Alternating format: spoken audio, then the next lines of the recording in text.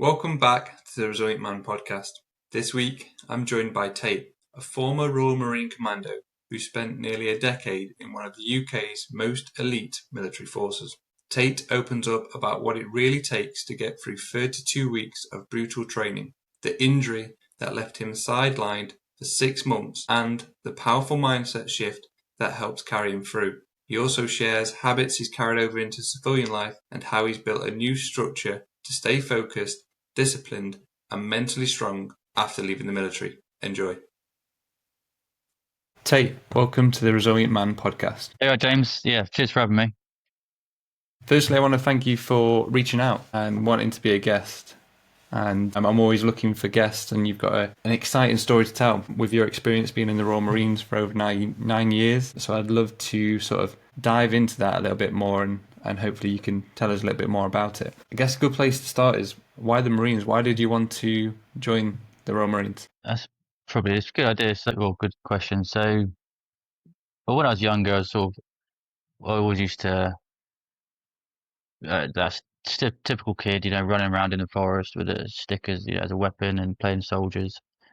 Um, I used to sneak around the house, sneak up on my dad. It was always sort of in me, that sort of desire. And as I got older, I joined probably a bit late in the day as 23, but for me, it was, I wanted to be the best. I've always had this sort of idea that whatever I do, I want to be the best at it, or I don't want to half-ass, sort of things. So I wanted to be the best. And at the time, the Marines had a advert, which I'm sure if there's any bootleggers watching this, they'll know it. Which was, and you might yourself know it, 99.9% need not apply. So I saw that and I thought, oh, so that means 0.1%. I want to go for that one. The cream of the crop. And also at the time, there was documentaries going on and the Marines were in the limelight a bit. So I started looking more into them, the history of the commandos, what they did during World War II, all the different raids and the fight they took back to the Germans. And I thought, I want to be part of that history. I want to be part of that family. So yeah, I chose them. So leading up to that decision, was you quite an active and fit guy? Yeah, so I'd always played sports at school. I love sports, whereas football, rugby, cricket, every sport going. Just love being part of a team and that sort of competitiveness. So I was always quite an active person, and I also knew that an office job was never my sort of thing. I'd probably be I'd get bored and irritable probably if I was stuck in an office too long. So naturally, I sort of went towards the outdoors and always had that itch that everyone who's been for it knows that itch. And so yeah, that's when I was about 23, early 20s. I thought, well, I'm not getting any younger, so let's do it. And that was it. So was you working at that point? Yeah, so I'd done a few different jobs. So I did have some jobs before, labourers and helping out friends for cash in hand work and just little, nothing too serious. And then I was a scuba diver instructor actually for about a year. And then it got to a point where I thought, yeah, I need a career now. I need something that will see me through for the foreseeable, see me through for the future. And that's when, I decided that I've always had this itch, something I've always wanted to do. And I've had my fun. Let's do it. So you pass all the interviews and all the pre-selection. Yep. And you arrive in Limpstone for day one. What are the emotions? What's going on for you there? Very high anxiety, thinking, what have I done? Am I ready for this? A big thing for me was, I took my preparation very seriously and I was up early all the time and I was, making my bed and I was going out for runs and going to the park and doing body weight stuff, everything, I needed to do to prepare physically for it. And then I got there and I was chatting to the other blokes, week one, day one, get to know each other, sort of that nervous, hello, sort of my name's Tate sort of thing. And I was confronted with these, like, some blokes are massive blokes, are tall and super fit, and they're like, yeah, I do like triathlons, I've done my first Ironman, this, that. And I distinctly remember thinking, these guys are way above me. Like, I'm not prepared for this at all. That was sort of, you get over that and you sort of bed in and then you just take it day by day. But yeah, it's very much shock of capture is what they call it, and you just sort of yeah, it's an interesting one. But I distinctly remember thinking, looking at everyone else, and sort of comparing myself a little bit, and going, these guys are way fitter, stronger than me. But not all of them made it. I did, and so just goes to show you not to compare yourself to anyone else. Stay in your lane, sort of thing. 100%. And when you went into, so you started training, is it like 3 months before they let you home? I think it is it? Yeah, so there is. So you get, I think it's week 5 was family day, and that was our first. That was the first time we went back home. We got a long weekend, Okay. and so yeah, we had our families come and watch a bit of parade and watch us in the gym. And yeah, at the end of the day, so we go back and we get to have a long weekend at home. So yeah, that was quite a good one. I remember being just knackered for that entire. I think I slept the entire weekend, and then just woke back up, got on the train, and came back. Because that's one of the things I was going to ask you, right? You've gone from that high pressured environment where you're always on edge almost to then going back home. And then did you have any, I think they call it like Limston Blues or something, where you almost Yeah, like, did that ever come across, or was you like, you're recovered and you're ready to go back at it? every time I went back to Livingston, I'd have the Livingston Blues, and yeah, you sat on that train, the train from St David's to Livingston, especially during the winter, just grey and miserable, and you're just oh god, knowing what's to come, knowing the sort of pain that you're about to go back into. So yeah, the Livingston Blues is a very real thing, but you get there and you see your mates again, and then it very quickly it goes because you're with the lads. How important was it for you to have that relationship with the rest of the lads? Vital. Yeah, anyone who you can't lone wolf that. You have to be in it together. Um, so many times where that's sort of saved me and stopped me from quitting really. So yeah, you're right in the depths of it, and could be. I remember one exercise. It was a 10-day exercise. We got thrashed on the first day doing a mud run, and I'm sure most people know what that is, or anyone who knows about the Marines knows what a mud run is. And then that was it for the 10 days. The only clothes I had was smelly, gritty, sandy, horrible clothes, and it was raining the entire week. And it was only that we were all in it together. We were all in the same boat. We were all suffering at the same time. That was all that sort of got me through. Having that relationship with the guys is vital for survival, really. Yeah, no, and that's one of the things that I've got as well. So having them, so you can talk to them, they can push you through it, you can push them, because I imagine there'll be times where they're struggling that they need the motivation, and then vice versa, and you can help pick each other up. Yeah, yeah, 100%. You lean on each other in different ways. Sometimes I'll need to lean on my mate more than he does, and then later down the line, I'll be there for him. That also continues after you pass out and throughout your career. And even now, I've still got mates who some still in, some out, and I can still lean on them, and they can still lean on me. So yeah, it's definitely a good bond and a vital one. One of the things I like about specifically the military is the friendships and the bond that you form with people going through training. Like people through school, people through uni, people through college, you lose touch with over time. But from people I know in the military, they've always like kept in touch with those people who they did all that training with after they've left the service as well, which I think's like a really nice aspect of it. Yeah, yeah, it's probably the best thing about it. So 32 weeks. You're going now. What is there one part that stands out the most to you that was the most challenging? I know you mentioned that 10-day thrashing, but is that the thing that stands out for you the most? I got injured week 16. So I'd been with the same group of lads for 16 weeks, formed Yeah. very strong bond, and then I got injured, which put me out a long time. And I then had to sit back and watch them progress. And obviously, I was like happy for them, but then in the back of my mind, there's that doubt, like, am I going to make it? I'm watching them do all these, ticking off the exercises as they go along, getting closer, into a commando phase and doing their tests and their 30-miler. And in the back of my mind, there's that doubt, will I ever get to that stage?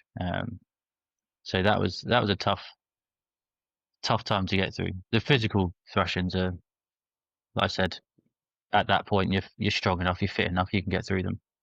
It's the mental battle that probably is probably the thing that knocks most anyone who leaves at that point. That's the thing that beats them. It's the mental game. and especially in the rehab troops, the hunter companies, the physical rehab troop. Yeah, that's full of people that are like struggling mentally and you've got all those doubts, and you just sat there with your injury, you're waiting for it to heal. Will I get there? All this sort of stuff. That was probably the toughest time, I reckon, of training. And we've just spoken about how that camaraderie with all your mates is vital to that. And then suddenly they've gone off, progressed, passed, and you're still there. Then you get put into a new group of lads and you don't have any like relationships built up with them. So I guess it's like almost starting over almost. Yeah, yeah, it's very much like that. And it's almost for the first bit, you're sort of taken out, your morale takes a hit. Excuse me. Yeah, your morale takes a hit, and you've gone from that group of lads, which are so vital for your survival, to almost being on your own. And you're not on your own because you're with a new group of lads, but mentally it feels very much like on your own. And until you accept it, come to terms with it, and just then you sort of settle in and you sort of form new bonds, or you form new, friendships, and then they go back into troop, and then you wait for your turn to go back into troop when you're healed and pass the test to get out. But yeah, it's very much it's like a waiting room. You just sat there, and there's other people there, but you're not. It's different in a way. You're not going through the suffering with them, and you're not progressing through them. You're all in that sort of waiting room, waiting to get back into mainstream training. So yeah, it's very much. It can be quite isolating, but again, you're all there trying to achieve the same thing, so you can still form those bonds. Carried you through that moment. I know you said that's the point where most people mentally will quit. What was the point for you what was your motivation? What was your driver? What carried you forward into holding out and getting back in and then getting back training again? Belief that I just had to just focus on me. Just, I can, the rest of my mates, they're all progressing, they're all getting their green berets, really sort of started having to focus on me, not compare myself to anyone else, just do what I'm doing and focus on my goal and my next steps. And that's sort of what got me through those 6 months. So it was just about you focusing on what you needed to do, and taking it day by day. Yeah, exactly that. Just not comparing myself to anyone else really. Just I want to achieve.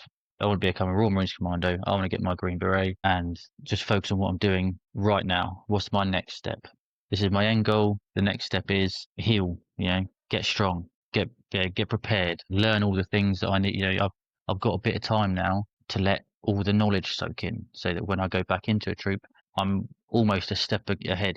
All that sort of thing. So yeah, just focusing on my very next step. Like that. During the training, did you give you a aspirational identity of what a Royal Marine is, what a Royal Marine does, for you then to follow that? So yeah, I suppose there is the aspirational identity of a bootneck. It's sort of almost, I suppose, by the end of it, it becomes almost like a comic book figure. There's this action man. This guy that can overcome adversity and has all these different, all these values that you put into the commando mindset. So yeah, the aspirational identity would be a bootneck, but it's sort of, yeah, it morphs into almost like an action man-y comic book figure. But for me anyway. That's what sort of drove me. But it definitely was that aspirational identity of this thing I want to achieve, this person I want to become. Yeah. That was what sort of drove me forward. So I know you mentioned about the mindset there. So one of my questions is, what do you think the difference is between a civilian's mindset and a Royal Marines mindset? If you had to see like what one of the key differences. I would probably have to say, I suppose probably the most famous one, part of it is that cheerfulness in the face of adversity, that willingness to face it and not just get through it, but get through it with a smile on your face. And that also is sort of famous amongst other countries. They often have a joke about it and say even when it hits the fan, you'll have your bootneck sat there smiling. Um, yeah, it's I'd say that's probably the biggest difference. Cool, I like that. So you've done going through the training. You got back to it for 6 months. You get back into the training, and then building your relationships with all these new lads and blokes. And then it comes to like the final few weeks, the commando course, 30 miler, which sounds awful. How did it feel getting to the end of that 30 miler and then getting your green beret? Yeah, it's an amazing feeling, almost like relief. All those doubts, will I make it? It's now you can be like, I have made it. I am, and it's an amazing feeling, and it's something that you can take that achievement with you then to everything else. Even now today, if I'm doing something I find hard or going through a difficult time, I'll always think, I've got this. This is easy compared to what I've been through. This is easy, and that's sort of I can have that there, and it's that sort of feeling that you get to the end and it's just relief, really, more than anything. Awesome. And you mentioned there about the resilience. And one of my questions was, how do you think they develop that resilience during training? Is it a case of just putting you through some really tough workouts and just thrashing you all day, and then you get to the end of it and go, I did it? Is that how they build that resilience? I think so, yeah. So the first stage of the training is just to break those bad habits out of you. So they strip it right down to first week, you're learning how to shower again, you're learning how to shave, how to brush your teeth, how to make your bed, how to do it the right way, how to do it, the boot neck way. And then you're getting thrashed, you're not getting any sleep, you're constantly sleep deprived, and yeah, it is just to break you. And then once they've done that, they'll then rebuild you how they want you with certain values that over time have proven to be useful. And I think it changes as you go along. So when you first start, the physical thrashings are the worst because you're not up to that standard yet. So that's what really sort of breaks you down and makes you physically stronger. But then after a while, you can deal with that. So then they change it to they'll take your time away from you, and that is way worse. It's so much worse. Like having to do room changes. So they'll come in at 8, 9 o'clock at night and say, right, I want everyone who's in this room, you're going to be in that room. That room's going to be in this. And so and everything's got to be moved. Everything's got to be folded. Your lockers are perfectly laid out. So everything's got to be taken out and washed or ironed again, folded up neatly again. Everything's got to be moved. And then you'll do that. And then you'll be doing that till about midnight, 1 o'clock in the morning. And then the corporal will go, right, I'm off to bed. By the morning, I want you all back in your original spots. So it's like, okay, well now you've got another couple hours work, and then you're up at 5 o'clock in the morning. So, and it's taking that time away from you where really you just need a bit of time just to switch off, just do something other than be in that environment, whether it's phone family or go down to church and watch a movie or, read a book. There's so many different ways, but yeah, taking your time away from you would be the next stage. So after a while, you become physically strong enough because you're getting physically thrashed to the point where they take your time away from you. They're probably a breakdown, or they'd find it really difficult. But over time, they do these things systematically to the point where you go, you know what, I can handle that. That's fine, and you just get through it, and you get through it without kicking up a fuss, without moaning about it. You just like, okay, this is what we've got to do now. What is the biggest thing that you've taken away from your time in the Royal Marines and the training? Oh, that's a good question. I'd probably say the discipline would probably be the biggest thing. Just doing things because that's what I'm supposed to do. That's what I've got to do. Whether it's at the minute I'm working as an electrician now, so yeah, I'm up at about 4:30 to get to the gym so I can do my workout before I go to work because in the evenings I don't have much time with having a little and all that. And it's just having that discipline when my alarm goes off at 4:30 to be like, right, I've got to do this. So I'd say the discipline is probably the biggest aspect or the biggest thing I've taken from the Marines, other than friends, best friends you could ever have. So, but yeah, probably discipline would be the biggest trait that I've taken. So you just touched on about waking up at 4 o'clock to get to the gym early. Are Yeah, there any other habits that you've kind of carried across at all? I suppose it's just having things a certain way. I like to have things organised and everything has to have its spot. Also, talking about physical health and going to the gym, that's like a non-negotiable. Keeping on top of my fitness. Other than that, just continuing the stand. Turning clean clothes, nicely presented. Making my bed in the morning, getting up early, going to the gym. Yeah, just I couldn't leave my bed unmade even if I tried. Now I reckon. What would your advice be for someone who was looking to build better habits and be more disciplined? I'd probably say start small. say we take it to Royal Marines training, for example, talk about week one, day one. No one's expecting you to be a Royal Marines Commando at that point because you're nowhere near ready for that. You've got 32 weeks to get you there. So start small. Don't think, right, I'm going to get up at 4 o'clock in the morning. I'm going to go for a workout. And you just put too much pressure on yourself. Just think, I'm going to get up half an hour before I need to. That's it. I'm not going to do anything with it. I'm just going to get up half an hour before I need to. Start small. Whatever it is you want to get disciplined in, yeah, just pick a small chunk of it. For example, I mean, cold showers is another popular one. And people think, oh, I've got to do 2 minutes, I've got to do 5 minutes, I've got to do this. Do 15 seconds. You know, have a normal shower, and then 15 seconds at the end of your hot shower. 15 seconds cold. That's it. Everyone can do that. And start small.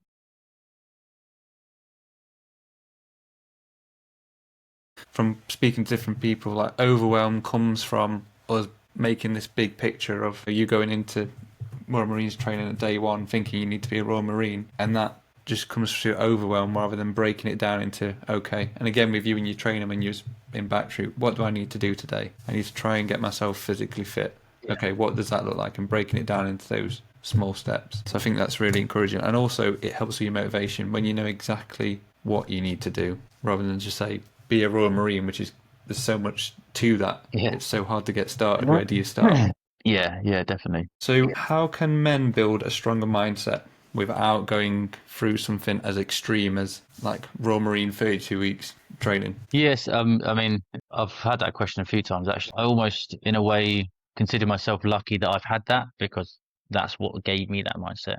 But I have thought about you don't have to do that. What should it be? And I'd probably say you need to do something that you'd see as big enough to be a good achievement, but small enough to be achievable, if that makes sense. And then work towards that. Essentially, you're taking yourself out of your comfort zone, and that's all it really is. So it's whatever level you're at, you can scale that up and down. So just deciding, right, I want to do a park run. They're quite big at the minute, so I'm going to do the couch to 5K or all these different things. Doing those small things that just get you outside your comfort zone and that you can, big enough to be a thing, but small enough to achieve. And then you just sort of snowball from there. And then once you achieve that, you go, right, okay, I've done that. The next thing would be, the next level up. So I'm going to do whatever it may be and just keep incrementally working up like that. And that could be anything. It could be, I know people that, want to go winter climbing in the mountains, for example, but they've never been on a mountain. So it's like, okay, well, maybe start with doing one night camping in the hills, walk in, have a camp, walk out. You enjoyed that? Yeah.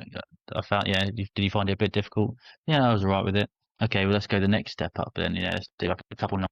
Training's essentially broken down into, I can't remember how many exercises.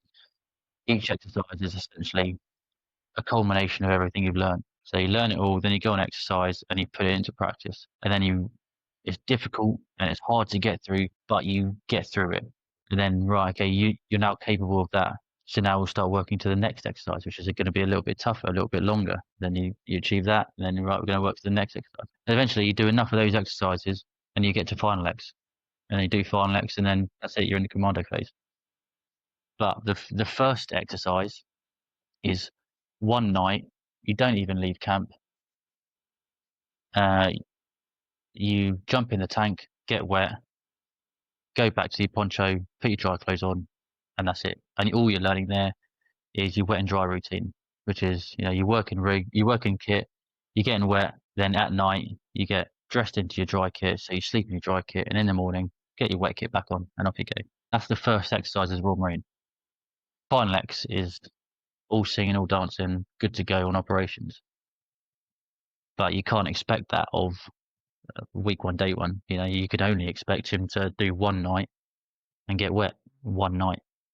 That sort of incremental improvement in whatever field you choose. I like that because even though you're breaking it down into those small steps, each one you do, I guess you get more confident. You say, okay, I've done that aspect now, then what's next? And as you say, building up through those different levels closer to that goal. Yeah. So to summarise, and I think what you're saying is, like, have a look at a goal for you that's personal to you that you want to achieve, that's not too far. I want to climb Everest, so something that's achievable, but something that you can then work towards, and then just break it down into those incremental steps.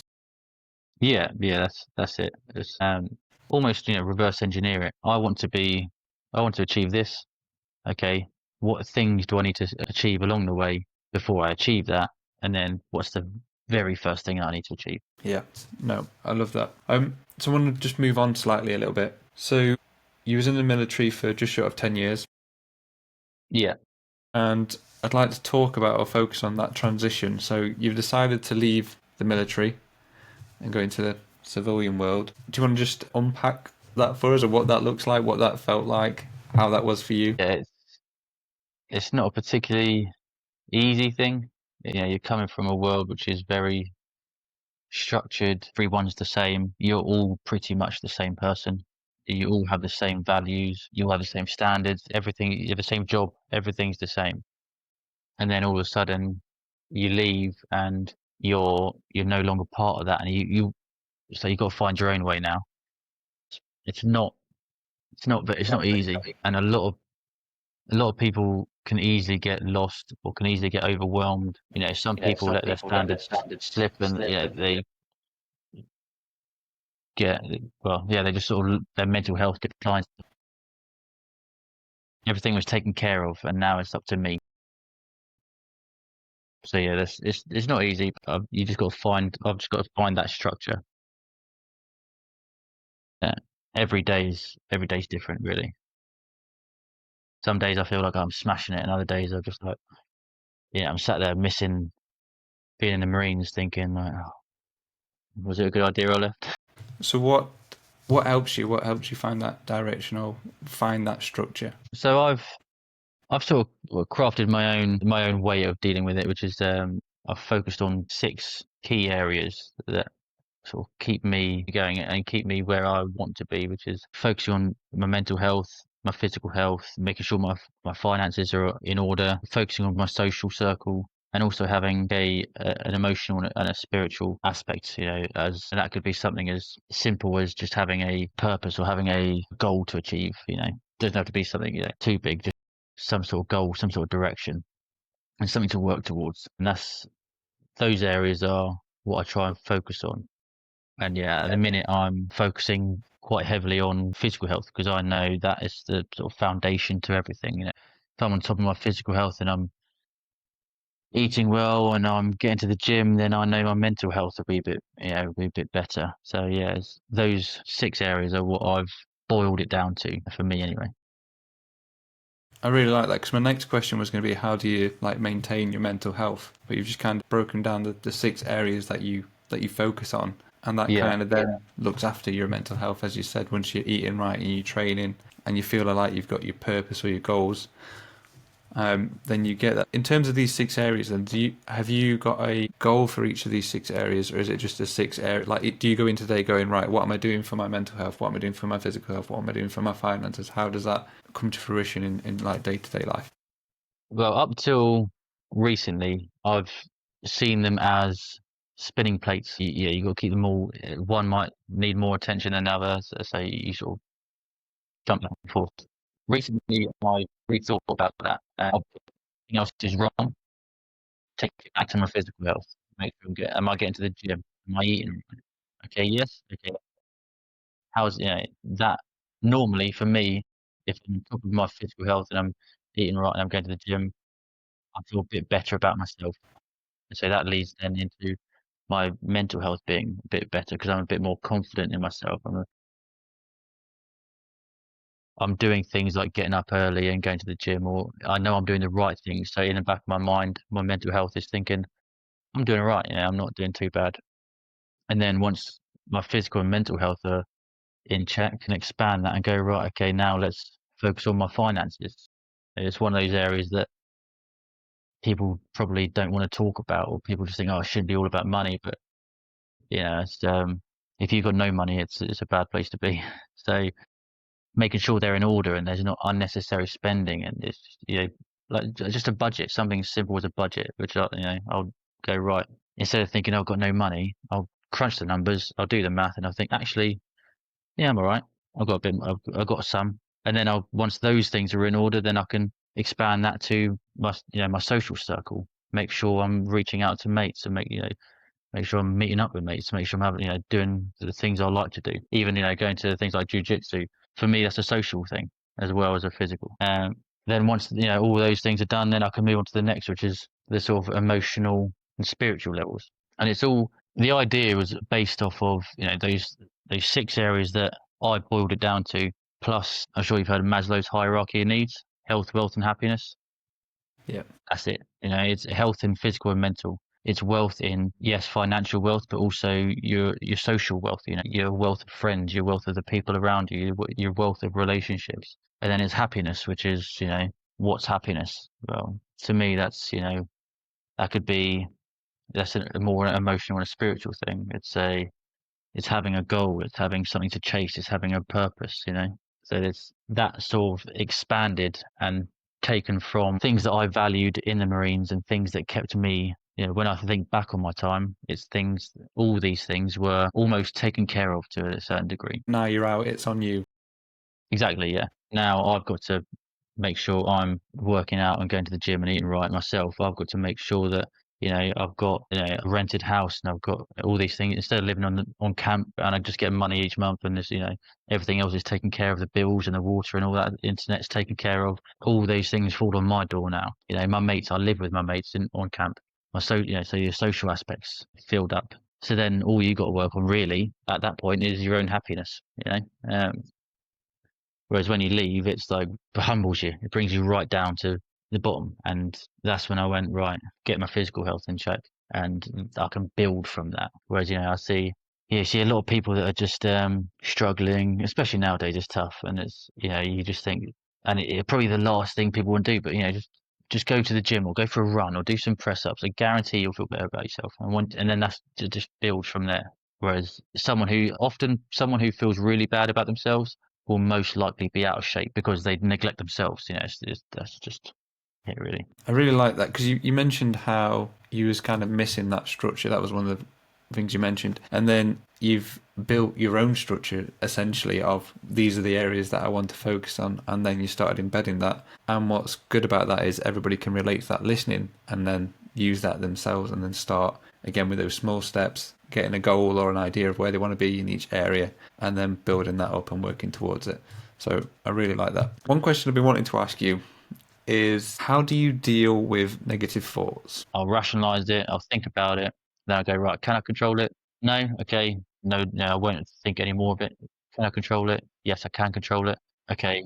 What steps can I do to make it better? And then what's the very first step that I can take? If it's a negative thought sort of about my character or my sense, how I see myself or how I perceive myself, then I can always think back to, for example, if I think I'm being lazy and I go, oh, yeah, I'm actually quite a lazy person. We'll think back to things I've done and go, actually, the things I've done, lazy people don't do. So you sort of have these. I heard something. It was David Goggins actually, a cookie jar theory thing. He has all these things he does along the way. He sort of has these cookie jars, and he puts them in his own mind, so that when these things come out later, you can pick them out and go, actually, no, I did this. That's proof that I am this person. So I think that's a really good thing that I try and sort of pull from my own experience. Yeah, no, I like that. So yeah, he uses that cookie jar as motivations there, examples of things he's done in his past that when he needs a boost or when he needs a motivation, he goes into this cookie jar in his mind to then bring that up to the forefront. So I like that. And a lot of the time when we get those thoughts, our brain tries to reinforce them with examples. And depending on how our mindset is set, you could then think of all the times you were lazy, like you just sat on the sofa and you didn't go to the gym that day. Or if you got that other perspective, you can think of all the things that you've done within the Royal Marines or outside in your personal life and focus on that. But yeah, exactly that. And well, all I was going to say is, I am lazy a lot of the time. I do sit on the sofa and watch telly, or I do, miss I do wake up in the morning sometimes and go, oh, I can't be arsed, and I'll let that laziness all sort of win. It's over a longer period of time. it's that consistency is there, and I know as a person, I'm not. Everyone has lazy moments, so don't beat yourself up about it. Don't use it as a sort of stick to beat yourself with. Oh, 100%. So, what does the future hold for Tate in terms of like live business? What's the vision? What's the plan? So the vision and the plan for me is I want to sort of the very same things that we've been speaking about, that structure that I've pulled out of the Marines to sort of help myself. I want to sort of help other men do the same thing. Any man who's struggling at the minute or struggling in life, thinking they're not doing the way they want to be, and I've sort of coined that into the man. For me, obviously, going through training, my aspirational identity I spoke about was the bootneck. That was the person I wanted to become. Whereas now I've got this, the aspirational identity is an optimized man. It's not, you don't have to be driving around in Bugattis and, living all the sort of luxurious lifestyle. You're just in those 6 areas, you're on top of it. And you're just optimized in those 6 areas. So in your life, you're healthier, you're wealthier, and you're happier. So yeah, that's the vision. The plan for me is to build on those 6 elements in my own life and help other men who are struggling to optimize their own lives in those areas. I've broken them down now, planning forward for the rest of the year. So from June onwards, for me personally, each month I'm going to be focusing on a different element. So for June, I'm going to be focusing on massively on physical, and then July will be mental, and so on for those 6. And I'm doing that obviously on my Instagram, and I've got a newsletter as well that I pump out. But I'll be going into more detail and sort of more demonstrating it sort of more overtly, those sort of things. So yeah, that's the immediate future plan. There's quite a few different aspects like that. The first one is I feel like we're on a similar mission, helping men lead happier, healthier lives is my little slogan. The second thing I like about it is you're leading by example. You're doing it, you're documenting it, you're showing people, and then you've also got your history of what you've done with being the Marines and everything else like that. So I think that's admirable as well. To wrap up then, Tate, the signature question is, what does mental resilience mean to you? Mental resilience to me, I'd say it'd probably be the ability to let adversity or tough times or wherever it may be come through and to be in it, but also have the sort of strength of character to still be standing at the end. Not to have let it sort of beaten you.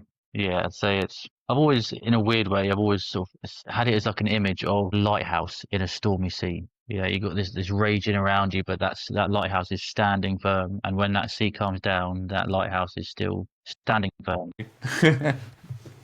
That's epic. Awesome. Well, Tate, it's been an absolute pleasure to have you on. Thank you again for reaching out, and I look forward to seeing where the Optimised Man goes and seeing you and your business grow moving forward. Yeah, same with you, James. Yeah, been great being on, and I look forward to watching your podcast and your resilient man just grow. Looking forward to it.